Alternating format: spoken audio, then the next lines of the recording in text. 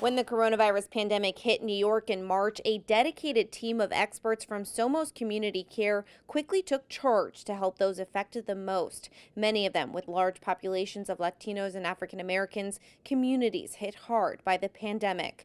SOMOS is a network of healthcare providers that serves Medicaid members in New York. They have close to 800,000 patients, mostly in underserved communities. Now they're being sent to states like Texas, Florida, Arizona, and Georgia to help there. When the pandemic developed in New York, those states sent personnel to New York to help, to express our solidarity at the request of the governor. We sent our personnel to help in those states. Their help was much needed. Lo que hemos encontrado. We found a lack of access to healthcare services, in this case, testing. Information on education and how we behave at home, what to do with kids, grandparents, doesn't exist or is very limited.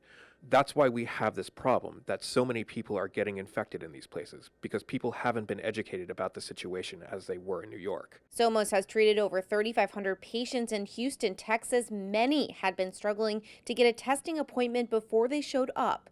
There are a significant amount of Latinos and African Americans living in this city. They were happy to come in, and they were happy to see people that will speak their language, that won't ask for an ID, that were welcoming them into the centers. So it was very amazing to bring this opportunity to the states, and they were extremely grateful. They've also been in cities like Savannah, Tampa, St. Petersburg, and Miami Lakes, all areas with many undocumented immigrants who can sometimes have trouble accessing health care. At each of the sites, we have anywhere between 3 and 5 staff members that help on a daily basis with setup of testing, with registration.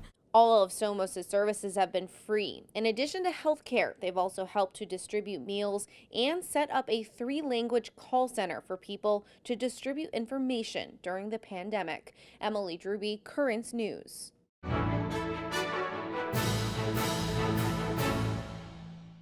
If you're watching Currents News on YouTube, be sure to hit the subscribe button and then click on the bell to get instant updates about all of our newest content, because we are putting your faith in the news.